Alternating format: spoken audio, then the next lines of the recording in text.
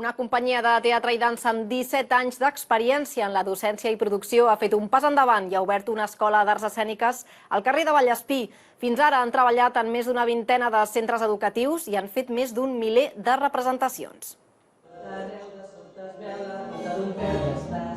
Són els primers alumnes que té l'escola Les IGACs. Després de molts anys fent classes extraescolars, la companyia i productora teatral de Sants ha decidit obrir un local de formació al barri.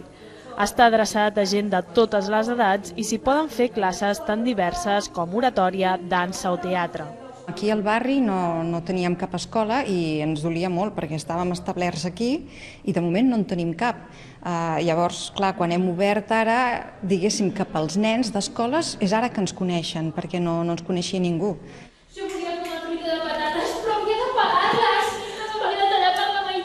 Tot i que podria ser un assaig professional, de moment tots els alumnes de l'escola Les IGACs són amateurs.